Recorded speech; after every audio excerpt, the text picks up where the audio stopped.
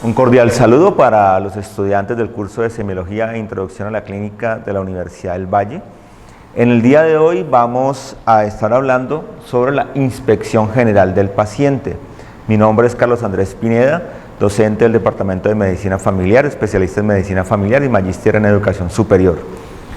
Ya hemos hecho todo un recorrido por recordar todo lo que es el proceso de la anamnesis del paciente, de la historia clínica del paciente, y hemos hecho una introducción a lo que ya es el examen físico y a entender todo el valor que tiene el examen físico del paciente. Vamos en el resto del curso a empezar a ver todo lo que sería el análisis semiotécnico de cada uno de los sistemas o de los órganos que vamos a valorar en el paciente. Pero en el día de hoy vamos a hablar de un elemento que es esencial, que es fundamental, pero que desafortunadamente se ha venido perdiendo un poco en la práctica médica, que es la inspección general del paciente. Vamos a intentar adquirir entonces esta habilidad para realizar la inspección general de los pacientes e interpretar los hallazgos que nosotros podamos encontrar. Para poder entender un poco la importancia de esto, quise traerle algunas frases que nos hablan de lo importante que es observar. Ver es, en algunos aspectos, un arte que debe ser aprendido. No es algo que podamos dejar solamente al desarrollo espontáneo de la habilidad. Cuando mejor se mira, más cosas se ven. Por una equivocación producida por no saber, decenas de ellas por no mirar. El médico debe esforzarse en dominar el difícil arte de mirar y ver. Frases que ya están en el imaginario histórico de la medicina, que ya han quedado un poco anónimas, pero que nos hablan de la importancia que tiene para el médico de ser un buen observador. Esto podríamos resumirlo en términos coloquiales como un poco el golpe de vista que te da el paciente, la impresión que te causa en ese golpe de vista. Entonces vamos a ver los elementos que debemos nosotros tener en cuenta en esa inspección general del paciente, que es lo primero que vamos a hacer. Recuerden que ya les había comentado que realmente el examen físico no inicia posteriormente a la anamnesis, no es una transición exacta.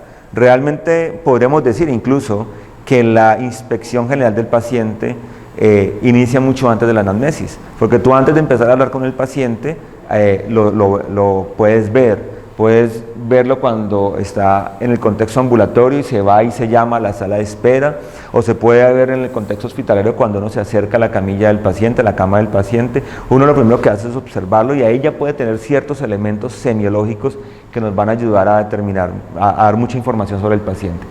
El primer elemento que nosotros vamos a evaluar en esta inspección general del paciente es el estado de conciencia. Este estado de conciencia, vamos a recordar esta diferencia neurofisiológica y neuroanatómica entre el estado de alerta y de conciencia, porque el estado de alerta podríamos entenderlo como el hecho de estar despierto, pero además de eso estar con todas las funciones mentales superiores adecuadamente conservadas. Y el nivel de conciencia, ya vamos a ver, va a depender de la integridad de diferentes elementos del sistema nervioso central, ¿sí? Entonces recordemos que la alerta va a depender mucho de la integridad del tallo cerebral, sobre todo la formación reticular ascendente, mientras el nivel de conciencia realmente va a depender de la integridad de todo el sistema nervioso central, de toda la parte encefálica.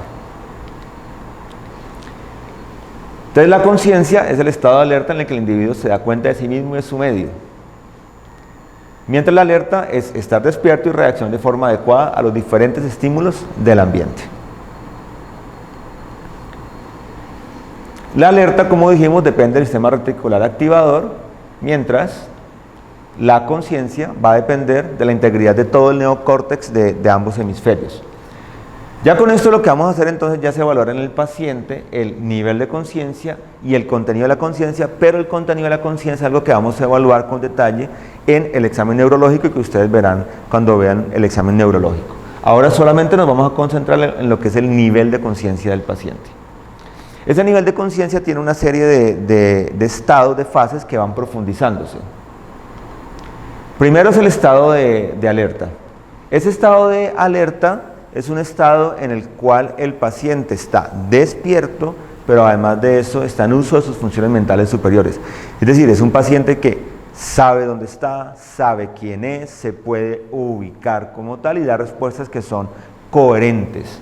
El paciente que está obnubilado es un paciente que está despierto, que luce alerta, pero que cuando se interacciona con él da muestra de estar incoherente, de no dar respuestas que sean lógicas, de estar desubicado, no saber dónde está o quién es. El paciente somnoliento es un paciente que está adormilado, que cuando nosotros lo observamos vamos a ver que está dormido, pero que si lo despertamos, le hacemos estímulos verbales, el paciente puede interactuar, puede responder las preguntas. Esa respuesta a las preguntas puede ser coherente o inclusive puede ser incoherente, pero se caracteriza porque al dejar de interactuar con el paciente vuelve a quedar dormido. Después, en el nivel de profundidad, vamos a tener el estado de estupor. El estado de estupor se va a caracterizar porque el paciente está inconsciente, uno se acerca al paciente y el paciente no va a responder, pero vamos a aplicar ciertos estímulos para obtener reflejos en el paciente y los reflejos van a estar conservados. En algunos textos ustedes van a encontrar que les hablan de unos niveles de estupor superficial y estupor profundo, no todos los textos lo comparten.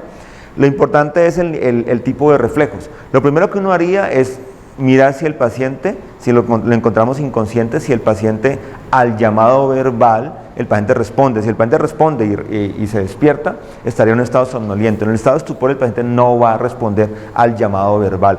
En ese momento pasamos a hacer ciertas respuestas, primero a estímulos dolorosos. Vamos a aplicar ciertos estímulos dolorosos que no vayan a causar ningún tipo de lesión en el paciente, como sería hacer estímulos con los nudillos en el esternón, para observar si el paciente puede responder. O podemos con el martillo neurológico, con la aguja que tiene, hacer un estímulo táctil no profundo, pero no causa lesión en el paciente en las extremidades, para ver si el paciente es capaz de responder. Si el paciente responde a ese dolor y trata de alejar la fuente de dolor, podríamos hablar de un estado de estupor superficial. En el estado de estupor más profundo, el paciente ya no es capaz de responder adecuadamente y no es capaz de ubicar la fuente del dolor y tiene una reacción muy inespecífica.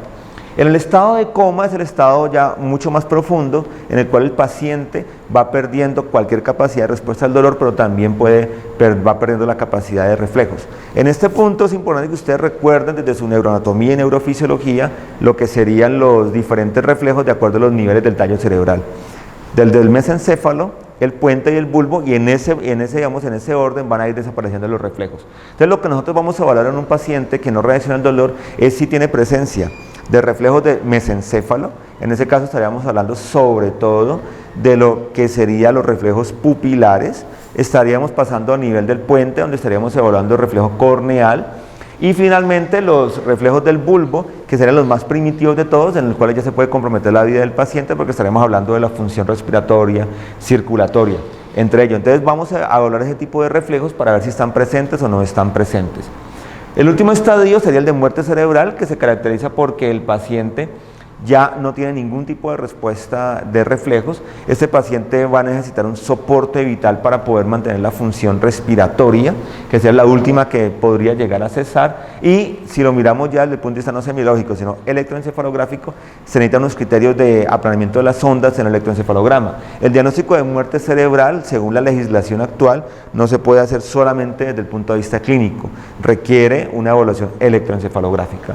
Pero tengamos en cuenta estos estadios para determinar en qué nivel de conciencia está el paciente.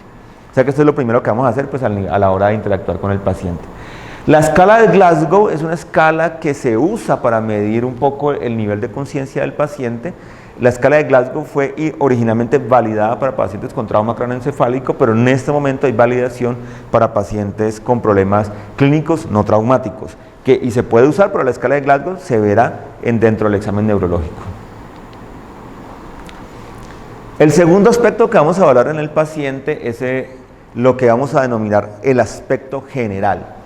El aspecto general es algo que algunos podrían asimilar a un concepto tradicional en la medicina que es llamado el ojo clínico. El ojo clínico es algo, la verdad, un poco difícil de llegar a definir. No tiene una definición precisa, es algo un poco subjetivo, pero es una impresión que te causa el paciente, pero esa impresión, aunque es subjetiva, está basada en toda la experticia que puede tener el médico en todos los pacientes que puede ver a lo largo de su vida. Uno va a determinar si el paciente luce en unas buenas condiciones, en unas regulares condiciones o en unas malas condiciones. Hay algunos elementos objetivos que nos pueden ayudar en esto, como el mismo nivel de conciencia, la coherencia que tenga el paciente, el estado de sudoración del paciente, la facies del paciente, pero en términos generales es un concepto subjetivo. Otras palabras que a veces se usan por parte de los médicos es si el paciente luce tóxico o si luce álgico. El lucir tóxico o lucir séptico es una impresión que te causa un paciente, sobre todo con patología infecciosa, para decir si uno ve que hay un compromiso sistémico del paciente. Y el álgico tiene que ver con expresión de dolor, si el paciente en su corporalidad está expresando que tiene un dolor importante. El tercer aspecto tiene que ver con el cuidado personal y la vestimenta, que nos pueden aportar elementos interesantes un poco. Recuerden que ya habíamos mencionado que la labor médica tiene mucho de detectivesco, entonces son ciertos elementos que nos pueden dar pistas alrededor de qué es lo que le pasa al paciente. Uno de los primeros elementos que vamos a ver es si el paciente aparenta o no la edad cronológica. Nos referimos a si el paciente luce realmente de la edad que tiene el paciente. Aquí sobre todo nos interesa cuando el paciente luce mucho mayor de lo que realmente es. Porque pues las personas coloquialmente dirían que es una persona más trajinada por la vida, pero pues esto en nuestro caso nos va a reflejar estadios de enfermedad crónica que desgastan al paciente y eso se ve expresado en su corporalidad y en su facies. El estado de aseo personal lo vamos a evaluar. ¿Qué tanto ese estado de aseo personal es coherente con el estado del contexto que tenga el paciente? También se relaciona con el cuidado de su cabello, el afeitado en los hombres, aunque indudablemente debemos reconocer que en esto hay unos elementos culturales y unos elementos de prejuicio que podría haber en eso. En el estado de aseo personal, pues si uno se encuentra un paciente en un contexto ambulatorio, uno espera que el paciente tenga un estado de aseo, donde el paciente esté bañado, donde el paciente esté vestido de forma adecuada para esa ocasión. No esperamos ver un paciente que esté desaseado, que lleve varios días sin bañarse en un contexto cultural como el nuestro. Igualmente con el cuidado del cabello, pero como les digo, esto es un elemento subjetivo, lo del afeitado pues ni hablar. Muchos de estos elementos semiológicos vienen desde hace ya 2 siglos aproximadamente, donde pues culturalmente se esperaba, por ejemplo, que los hombres estuvieran muy bien afeitados o tuvieran una barba que estuviera muy bien cuidada, pero pues en estos momentos nosotros no podríamos decir que una persona tiene un estado psicótico, por ejemplo, porque un hombre lleva una barba sin afeitar de 3 o 4 días. Eso pues, como les digo, tiene un elemento de prejuicio cultural muy importante. El tipo de limpieza de su ropa, siempre esto coherente con el contexto del paciente. No podemos esperar que un paciente que llegue en un estado de emergencia o que está en el contexto hospitalario pues esté bien vestido, de traje y corbata, ni nada por el estilo. Va a estar eso obviamente en coherencia con el estadio clínico del paciente. Los paños higiénicos, las toallas higiénicas, podemos ver algunos elementos. Entonces en las mujeres en posparto, ustedes aprenderán que hay unas características que debe tener el flujo que las pacientes que han tenido un parto o una cesárea van a tener de acuerdo a cuántos días lleve posparto. Inicialmente eso se llama los loquios. Los loquios son mucho más sanguinolientos, con coágulos de sangre en los primeros días. Posteriormente ese flujo va siendo más líquido y se va volviendo más serosanguinoliento al final y más seroso. Finalmente, entonces uno espera eso, encontrarlo si la mujer al quitarse sus paños. Igualmente con el flujo menstrual uno va a poder determinar, por ejemplo, la presencia de coágulos o no. Entonces también es algo que podríamos llegar a mirar cuando estemos examinando a las pacientes. En cuanto a la ropa interior, hay algunos elementos que podríamos revisar. Pues ustedes entenderán que uno no esperaría que los médicos vayan a revisar, pero mire que hay elementos que uno podría determinar interesantes que nos pueden dar pistas de los pacientes. Entonces, en una paciente femenina que tiene un flujo vaginal o una leucorrea, uno podría, cuando se quita su ropa interior, mirar la presencia de este flujo, la coloración que tiene, el olor que puede tener. Igualmente, si el paciente tiene algún escape de orina o algunas características que puede tener, podemos ver algunas coloraciones especiales que nos van a hablar de ciertas patologías. Una coloración de una orina muy oscura, un amarillo muy, muy oscuro, de una ictericia obstructiva, un color rosáceo de la orina, que no es un color para nada normal en pacientes con porfiria, un color gris verdoso cuando los pacientes tienen la enfermedad por jarabe de Arce, que se da por una acumulación del ácido hidroxifenil pirúvico, que es una enfermedad pues obviamente genética. También podemos ver la emisión involuntaria de orina y heces en la crisis convulsiva. Por ejemplo, si ustedes en urgencia reciben un paciente que se los traen de la calle, lo trae la policía incluso, lo encontraron en la calle, uno no sabe qué le pasó exactamente. Si ustedes encuentran que en su ropa interior hay evidencia de que ha tenido una incontinencia de orina y de heces fecales, muy probablemente el paciente tuvo una crisis convulsiva y es un elemento que podríamos solamente con verlo ya poder determinarlo. También cuando el paciente tiene un taponamiento cardíaco, también en pacientes que tienen un trauma con choque hipovolémico, la defecación espontánea del paciente y evidenciar esto en su ropa interior nos puede hablar de un estadio pues, mucho más avanzado. También en los pacientes que tienen problemas de malabsorción a nivel intestinal podemos encontrar rastros de heces oleosas, o sea, grasa, manchas de grasa en el interior, y también de pacientes que cursan por cualquier tipo de incontinencia fecal. Entonces todos estos son elementos que nosotros podríamos simplemente por ver la ropa interior llegar a determinar. En cuanto al calzado, hay elementos que nosotros podríamos entrar a mirar en el calzado. Un calzado que sea puntudo y o de tacón alto, pues típico en las mujeres, va a tender a producir callosidades, a producir deformidades, dermatitis en la piel del pie y además pues va a cursar con dolores osteoarticulares. Entonces, uno por ese tipo de calzado, si se usa con frecuencia, podemos establecer que esa persona va a tener más predisposición a sufrir de estas cosas. Si uno observa el calzado, sobre todo por debajo, y observa que hay un desgaste principalmente en el tacón y en la suela, eso podría estar relacionado con algunas alteraciones de la marcha.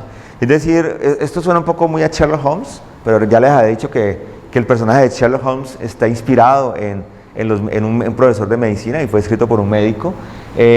Uno podría, sin ver al paciente, mirar su calzado y poder adivinar algunas cosas, ¿no? Entonces uno podría determinar, claro, si el paciente arrastra, por ejemplo, el pie, entonces va a tener un mayor desgaste del tacón y la suela. Si hay un roce en la punta, o sea, se ve muy desgastada la punta del zapato, eso nos podría hablar de una marcha espasmódica y equina. El pie equino es un pie caído, o sea, el paciente tiene un pie caído por un problema congénito, muy frecuentemente, y entonces pues va a estar arrastrando la punta del zapato.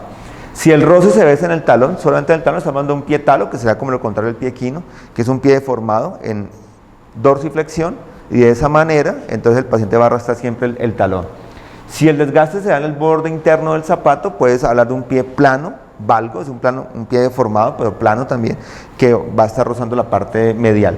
Y el desgaste en el borde externo nos habla de un pie varo que está desgastado. Entonces, ahora, no vamos a pensar que simplemente un pequeño desgaste en el zapato pues implica que hay una deformidad. Estamos hablando de que esos desgastes bastante severos en el calzado.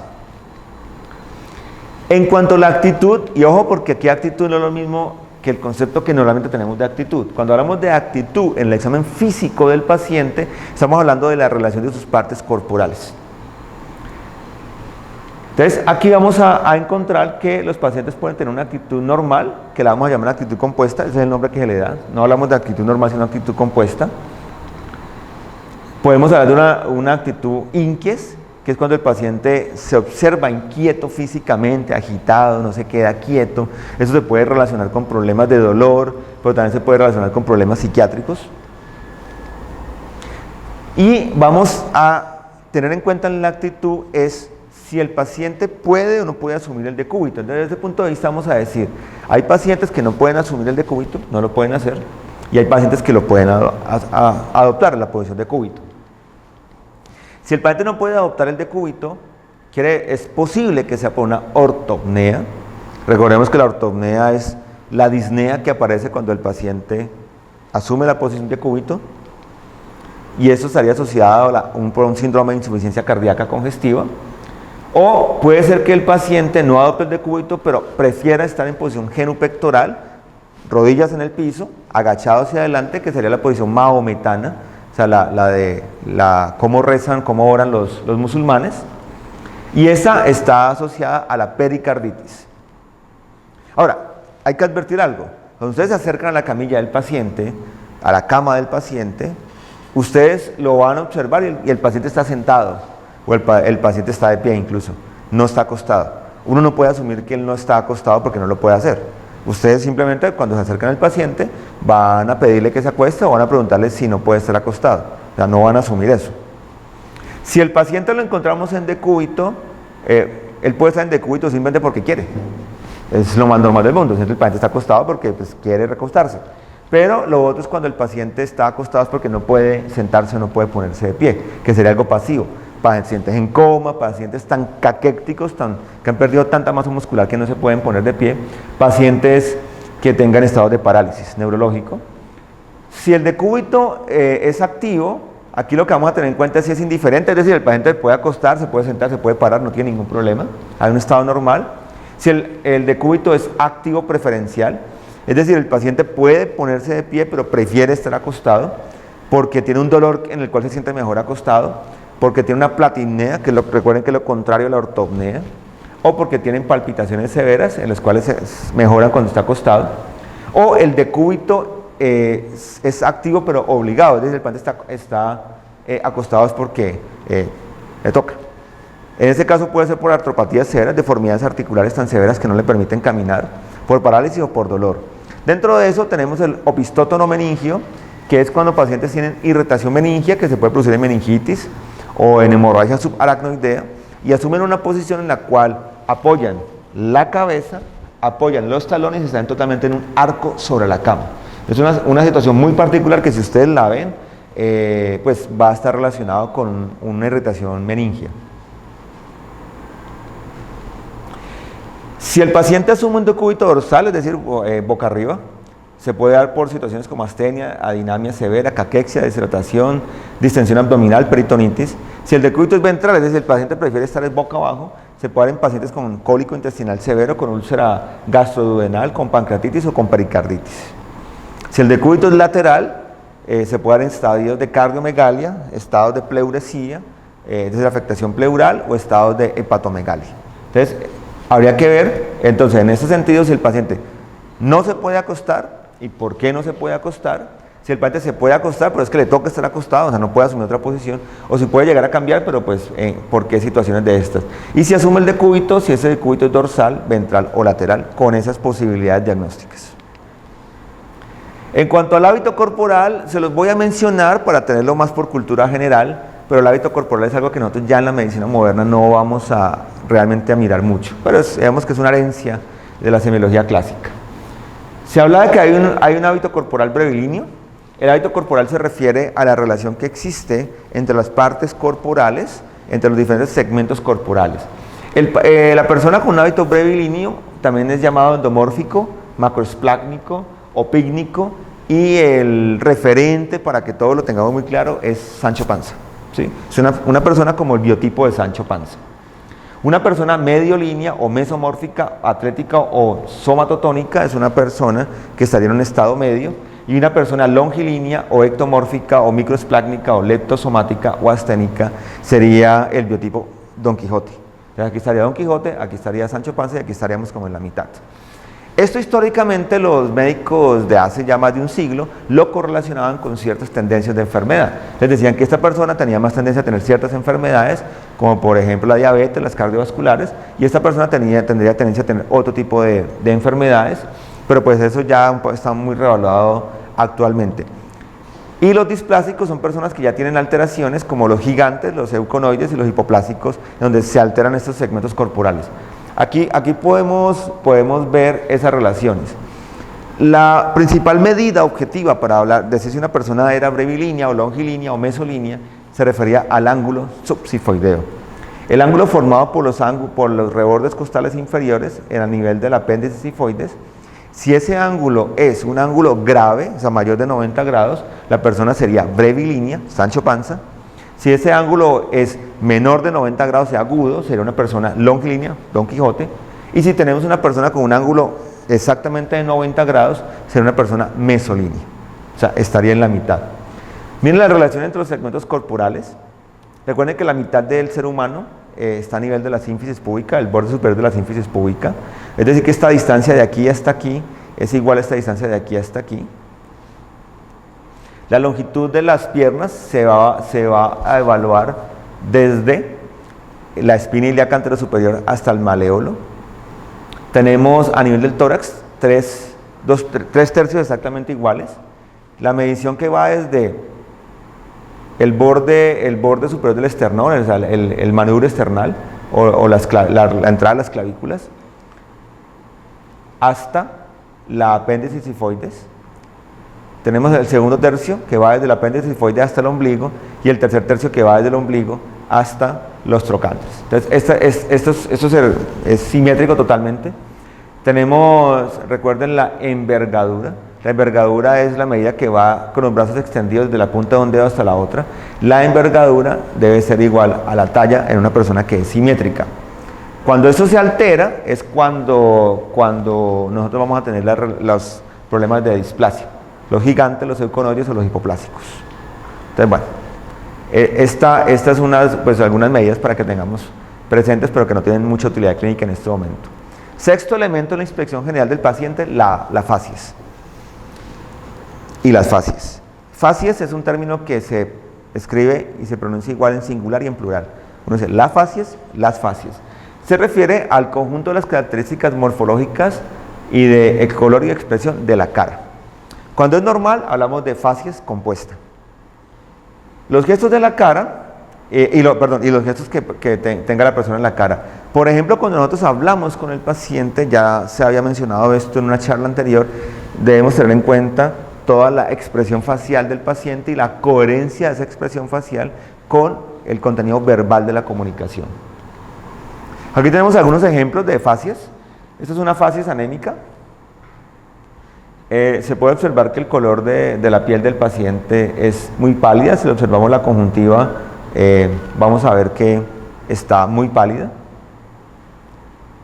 Esta es una facies ictérica. Probablemente la foto no lo deje expresar mucho, pero si ustedes observan las conjuntivas vulvares, van a observar que tiene una coloración amarillenta. Es una facies ictérica. Ustedes pueden observar que esta paciente está reteniendo líquidos. Ven aquí sobre todo a nivel de los párpados. Hay un edema palpebral. Esto es una facies edematosa. Generalmente este tipo de facies edematosa está muy asociada a problemas de hipoalbuminemia, sobre todo de origen renal. Esta sería pues una facies mongoloide. Aquí tenemos los ojos con el epicanto interno más pequeño, tenemos el puente nasal ensanchado. Aquí no se observa muy bien, pero tenemos unas orejas de implantación baja. Ustedes observan aquí que hay una expresión que transmite tristeza, pero vamos a ver aquí las líneas faciales, pero también van a observar que hay un cierto abotagamiento de la cara, que no, en los párpados pueden observar que no es de edema como tal, y esta sería una típica facies hipotiroidea. Ustedes ven que toda la expresión facial se ve como caída un poco, y generalmente estos pacientes se expresan lentamente, se mueven lentamente, muy típico del hipotiroidismo. Aquí van a observar un exoftalmo. Usted observa una cara como de susto, un poco. Entonces aquí hay un exoftalmo, salida de los ojos.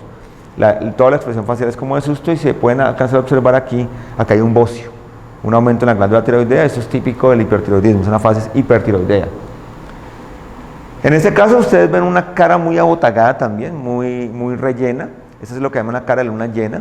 Miren que es mucho más rellena que la facies hipotiroidea, y también van a ver que hay una cierta coloración. En este caso, esta es una facies cuchinoide. Esta facies se da en pacientes que tienen exceso de cortisol, bien sea endógeno, porque tienen un síndrome de Cushing, o bien sea exógeno, porque tienen exceso de administración de hormona tiroidea. Esta paciente, por ejemplo, tiene aquí eritema en alas de mariposa, no por la parte cuchinoidea, sino por la patología de base. Es una paciente muy probablemente con lupus que está siendo tratada con esteroides. Esta es un típico eritema en alas de mariposa. Esto sería una facies lúpica, pero esta paciente todavía pues, no debe estar en tratamiento con esteroides porque no tiene una facies cuchinoidea. Esta sería una facies caquéctica. Ustedes ven una pérdida absoluta de la masa muscular. Sobre todo se va a ver expresado a nivel de periorbitario. Es una paciente que probablemente tiene un cáncer y está en estadio terminal. Si ustedes observan aquí hay una caída de los párpados, hay una imposibilidad para poderlos subir. Esa es una facies miasténica, pueden decir miastenia gravis. Y en este paciente lo que les va a expresar, lo que les va a transmitir es tristeza, es una facies depresiva, pero no hay caída de los párpados, no hay abotagamiento como en otras de las patologías que acabamos de ver. Otras fases que podemos ver, la fase cianótica, cuando hay una coloración azulosa en la cara.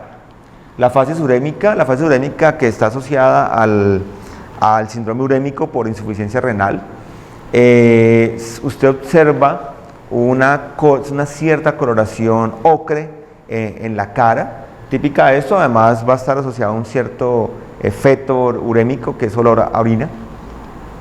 La fase acromegálica, recuerden que la acromegalia hay un exceso de hormona de crecimiento en el adulto y hay un crecimiento de los huesos planos, entonces va a haber una prominencia de los huesos frontales, va a haber una prominencia de la mandíbula. La fase es parkinsoniana. El paciente con Parkinson generalmente tiene algo que llamamos cara de palo, es una cara inexpresiva por las dificultades extrapiramidales.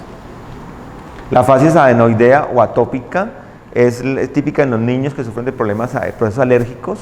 Entonces estos niños van a tener unas ojeras, lo que llamamos popularmente como ojeras, una coloración un poco café o violácea en los párpados inferiores, van a tener unos pliegues a nivel de los párpados inferiores muy típicos y van a tener unos pliegues a nivel de el ala nasal inferior, que se da mucho porque esos pacientes mantienen haciendo este movimiento por la rinitis permanente que ellos tienen.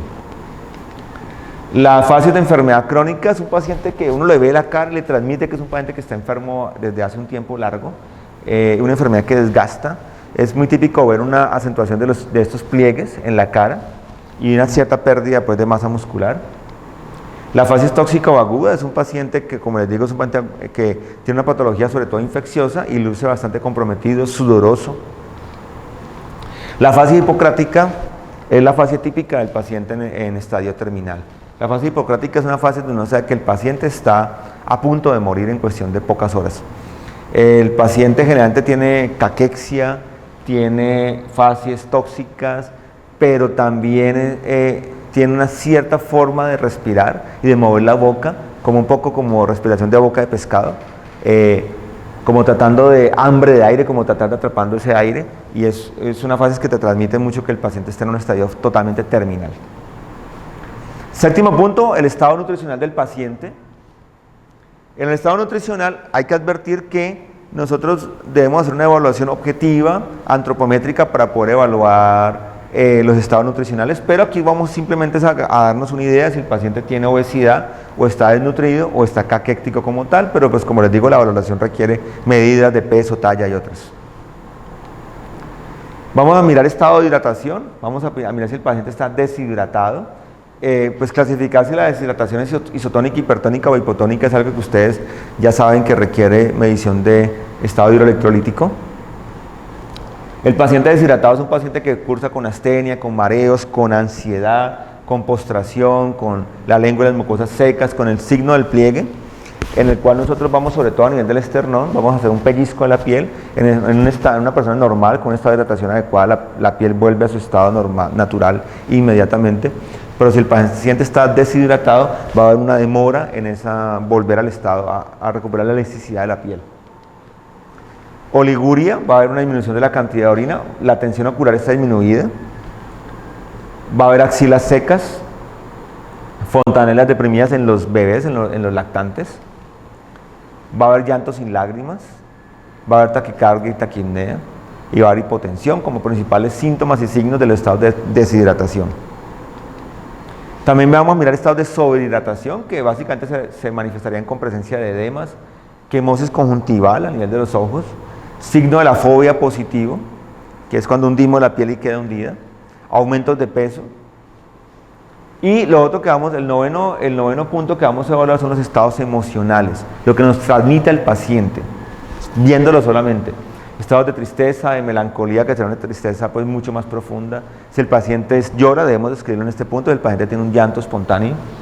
Si manifiesta estados de ansiedad, de angustia, si lo vemos en estados maníacos, que será un paciente muy inquieto, pero pues con unos estados como de cierta felicidad excesiva, en el sentido de que son pacientes que inclusive pueden regalar sus cosas, repartir dinero, etcétera. Son estados pues psiquiátricos, pero que pueden acompañar algunos estados neurológicos, estados si el paciente se encuentra agresivo o seductor. Entonces, si nosotros notamos, observamos, consideramos que el paciente está hostil, está agresivo, eso debemos anotarlo en este punto de la historia clínica. Igualmente, si vemos que el paciente o la paciente tiene actitudes seductoras con el médico, también debemos anotarlo en este punto. Vamos a evaluar la presencia de signos de dificultad respiratoria. Si el paciente luce taquipnéico, si tiene aleteo nasal, si tiene tirajes, se hunden los espacios intercostales, si hay depresión subsifoidea, si se hunde debajo de las sifoides, si hay desbalance toracoabdominal, tórax y abdomen yendo cada uno por su lado, si hay cianosis en la piel. Entonces, estos serían los principales signos de dificultad respiratoria que nos llevarían a pensar que el paciente está cursando con algún problema que le dificulte el intercambio gaseoso o el transporte gaseoso. Y el nivel de conciencia pues también se va a ver alterado. Lenguaje no verbal, nosotros debemos observar el lenguaje no verbal del paciente, debemos observar sus gestos faciales, sus movimientos de manos y piernas, su postura, su tono de voz, porque ya hemos visto la importancia que tiene el lenguaje no verbal para darnos cuenta de muchos elementos del paciente que no transmite verbalmente. En cuanto a piel y faneras, ustedes tienen una charla específica de semiología dermatológica, por lo tanto no voy a entrar en esto, simplemente mencionarles que pues, vamos a mirar la presencia de lesiones cutáneas en la piel, primarias o secundarias, el estado de coloración de la piel, pues aquí vamos a ver por ejemplo si hay estados de coloración rojiza en la piel, amarillenta, que puede ser por ictericia o por hiperbetacarotenemia, cianosis central o periférica, coloraciones ya localizadas, manchas en la piel. Igualmente debemos mirar el estado de consistencia y elasticidad de la piel, la temperatura de la piel, estado de pilificación, si hay presencia de perspiración y de sudor o no la hay, y el estado de las uñas. Entonces, eso ya ustedes lo verán en la charla de semiología dermatológica. Otro elemento importante es el olfato. El olfato es un sentido que a los médicos históricamente nos ha servido mucho. Yo sé que a algunos les podrá sonar algo desagradable, pero el olfato es un elemento importante. Primero que vamos a mirar es, nosotros podemos olfatear el aire expirado del paciente, el sudor, secreciones de cavidades como la nariz, la boca, la vagina, el ano, secreciones purulentas, exudados. También podemos darnos cuenta del olor de la ropa y eso nos puede dar ciertas pistas. Entonces, un elemento importante que siempre vamos a evaluar es el hálito o el aliento del paciente. Un aliento a frutas, como a fruna un poco, se da muy clásicamente en el estado de cetoacidosis diabética. El aliento alcohólico, el aliento pues a alcohol, en pacientes que tienen una intoxicación alcohólica. El aliento urémico, que es un aliento a orina, que huele a orina, en los pacientes con estados renales. El fetor hepaticus, que es un estado que se produce cuando hay falla hepática, y en ese caso el paciente va a tener un aliento que parece un poco como a humedad, a cuarto guardado. La halitosis, que simplemente es el mal aliento, que es lo más típico que nosotros vamos a observar, a oler, mejor dicho, que la halitosis se da principalmente por estados de mal aseo de la cavidad oral, pero también se puede dar por ciertas patologías. Y el aliento estercoráceo, que es el aliento a materia fecal en pacientes que tienen problemas de obstrucción intestinal. Otros elementos que vamos a tener en cuenta para evaluar la inspección general del paciente es cómo llega el paciente, es decir, el paciente llega caminando por sus propios medios, llega con muletas, llega en silla de ruedas. ¿Quién lo acompaña? O sea, ¿con quién llega? ¿Llega con un familiar? ¿Llega solo? ¿Llega con un policía?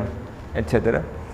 Si el paciente está bajo efectos de sustancias psicoactivas, si el paciente pensamos que está bajo efectos del alcohol, de otro tipo de drogas, si el paciente usa ayudas para caminar, muletas, silla de ruedas, bastón, si hay presencia de cánulas o mascarillas de oxígeno, si hay presencia de sondas, por ejemplo vesicales, si hay presencia de tubos, por ejemplo un tubo de tórax, si hay presencia de vendajes, de yesos, de aparatos ortopédicos, todo eso lo vamos a notar en este punto. Entonces, ya como resumen para terminar, vamos a mirar a valorar en la inspección general del paciente el estado de conciencia, el aspecto general del paciente, el cuidado personal y vestimenta, la actitud y postura que tenga el paciente, el hábito corporal, la facies, el estado nutricional del paciente, el estado de hidratación, el estado emocional, los signos de dificultad respiratoria, el lenguaje no verbal del paciente, las pieles y faneras, el olfato que nos transmite el paciente, los olores y otros elementos adicionales. Todo eso va a ir en la inspección general del paciente, que es el primer punto del examen físico, antes que cualquier otro elemento. Lo debemos tener presente y lo debemos siempre aplicar en cada uno de los pacientes que ustedes vean, no importa la rotación en que se encuentren. Debemos tener en cuenta esos elementos porque van a aportar información que puede ser muy valiosa en el enfoque diagnóstico del paciente. Quiero agradecerles su atención, espero que entonces puedan ver esta charla y de esa manera cuando nos encontremos presencialmente vamos a aclarar dudas y vamos a hacer ya ejercicios más prácticos. Que disfruten el resto del día.